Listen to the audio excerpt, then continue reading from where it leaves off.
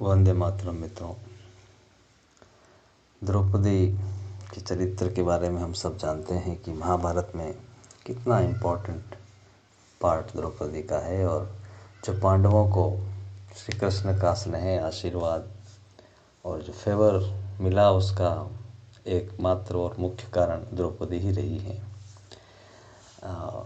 ईश्वर हमारी आत्मा का के उस भाग से, उस अंश से प्रभावित होते हैं जो उनसे जुड़ा होता है, और वो हमारी तरह गुण दोष को देखते हुए कभी भी हमें उनके जीवन में शामिल नहीं करते हैं। अन्यथा संसार का कोई भी व्यक्ति उनके लायक नहीं है। वे देखते हैं कि उसकी अंतरात्मा मुझसे किस तरह से जुड़ी हुई है, और उसी का रिस्पॉन्स पूरे जीवन भर करते हैं, निभाते हैं, और जन्म जन्मांतर तक करते हैं, जब तक कि हम अपने सर्वोच्च ऊंचाई तक न पहुंच जाएं। तो महाभारत की ये सब कथा हम जानते हैं कि जब द्रौपदी का चिरहरण हो रहा था, उनने सबको पुकारा, सबको विनती की कि मेरी रक्षा करें। और जिस तरह से कि हर जीव की आदत होती है कि वो पहले अपना प्रयास करता है, और जब वो सब तरफ से हार जाता है तब ईश्वर की तरफ देखता है, और फिर वो पुकारने लगता है, और वो अपने माइंड से चालू करता है। धीरे धीरे उसकी अंतरात्मा की आवाज़ आती है, और फिर वो ईश्वर तक पहुंचती है। और हजारों उदाहरण है कि किस तरह से ईश्वर आते हैं, मदद करते हैं। द्रौपदी का चिरहरण होने के बाद शाम को सब बड़े डिप्रेस्ड और बड़े दुखी रहते हैं। कृष्ण कहते हैं कि चलो थोड़ा नदी किनारे घूम के आते हैं। सब पांचों पांडव, द्रौपदी, कृष्ण सब जाते हैं। सब चलते रहते हैं और कोई कुछ नहीं बोल रहा है। फिर द्रौपदी चुप्पी तोड़ती है और कहती है कि हे वासुदेव, आज मुझे ज्ञान हो गया कि संसार झूठा है। कोई भी किसी भी तरह से किसी की मदद करने के योग्य नहीं है सिवाय आप। कि मैंने देखा कि आज मैंने सब प्रयास कर लिए, सब लोगों से विनती की, लेकिन कोई कुछ नहीं कर सका सिवाय आपके। लेकिन एक शिकायत है मुझे कि आपको भी मैंने पुकारा तो आप उतना जल्दी नहीं आए जितना जल्दी आपको आना चाहिए। तो कृष्ण पहले मुस्कुराए और कहा कि द्रौपदी, आपने मुझे कैसे याद किया था, कैसे बुलाया था? बोला, हाँ, मैंने आपसे कहा कि हे द्वारिकाधीश पधारिए, मेरी रक्षा करें। तो उन्होंने कहा कि तेरा विश्वास है द्रौपदी कि मैं द्वारिकाधीश हूँ और मैं द्वारिका में रहता हूँ, तो मुझे द्वारिका से आना होगा। मुझे द्वारिका से आने में समय तो लगेगा। अगर तू मुझसे ऐसा कहती कि हे अंतरायामी, जो मेरी आत्मा में स्थित हो, आओ मेरी रक्षा करो, तो मैं इंस्टेंटली आ गया होता, कोई टाइम नहीं लगता। लेकिन तेरा भरोसा है, तेरा विश्वास है, तेरा मेरे प्रति जो लिंक इस तरह का है कि तुझे लगता है कि मैं द्वारिकाधीश हूँ और मुझे वहाँ से आना होगा। तो जीव जैसा मुझे मानता है, जो उसका विश्वास होता है, उसके अनुसार मुझे कर्म, उसका अनुसार उसको रिस्पॉन्स करना पड़ता है। ये मेरे लिए बंधन है। तो मित्रों, ये कहानी नहीं है, ये सच्चाई है जीवन की कि हम हमारे अंदर इस भगवान का स्थान कहाँ रखते हैं, क्या मानते हैं हम उनको, और जो हम मानते हैं वैसा ही उसी स्वरूप में वो रहेंगे, उसी स्वरूप से हमको आगे ले जाएंगे। तो लिमिटेशन हमारी है, झोली ही मेरी तंग है, तेरे यहाँ कमी नहीं। उसके यहाँ कोई कमी नहीं है, हमारी ही रिसेप्टिविटी, हमारी ही कैपेसिटी नहीं है।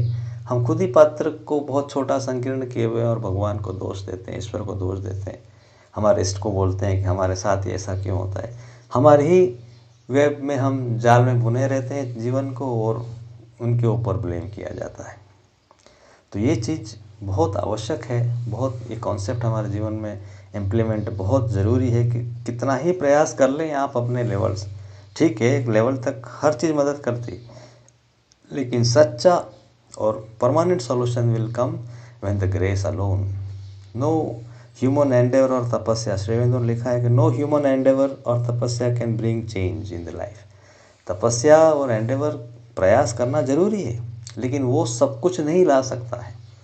जब तक हमें अपने आप को बंदर के बच्चे की तरह माँ से चिपके रहेंगे, जो उसको पकड़ के रखेंगे, तब तक अपना प्रयास, अपनी चीज़ें उस चीज़ का टेम्परेरी सॉल्यूशन है। और जिस दिन रामकृष्ण परमहंस ने कहा, जिस दिन आप अपने आप को बिल्ली को सपुर्द करता है बच्चा अपना, अपनी माँ को दे देता है, वो कुछ नहीं पकड़ता है, माँ उसको अपने मुंह से उठा लेती है, उसकी गर्दन से, और उसको हमेशा सुरक्षित बड़ा करती है, आगे पहुंचाती है और एक लायक कैट बनाती है।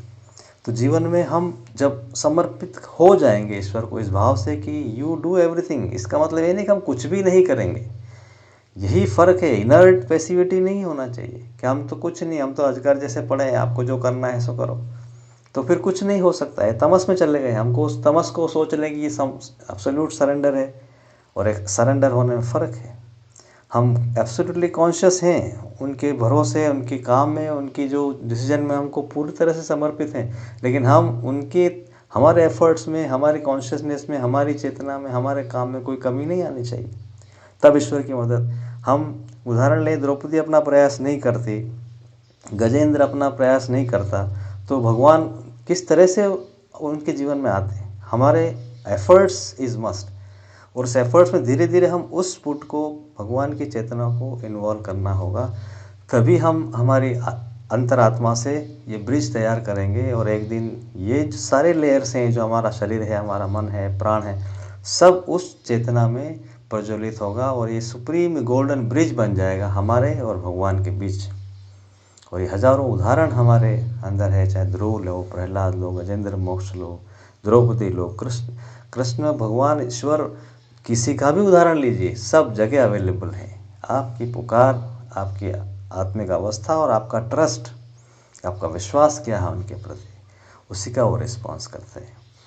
तो हमको ये बहुत परम आवश्यक एलिमेंट है, जिसकी कि बहुत ज़्यादा आवश्यकता है। हमारे एफर्ट्स एक जगह हैं, करते रहें कॉन्शियसली, लेकिन उसमें तभी इफ़ेक्टिविटी आएगी जब हम उनकी तरफ पूर्ण रूप से उन्मुख होंगे और उनकी ही ताकत पे सर्वोपरि भरोसा होगा। तभी हम एक ऊंचाई तक पहुंच पाएंगे, और with effort, less effort you can grow more hour of God, कि जब ईश्वर भगवान का समय हो तो उनकी उपस्थिति से ही चीज़ें सब हो जाती हैं। तो हमको ये आवर ऑफ गॉड हमारे अंदर लाना है कि हम ईश्वर की चेतना में रहने का एक प्रयास करते हैं, मोमेंट तैयार करते हैं। जब आप उनसे लिंक होते हैं, उनकी तरफ उन्मुख होते हैं, उसका भी हमें प्रयास करना है। वंदे मातरम।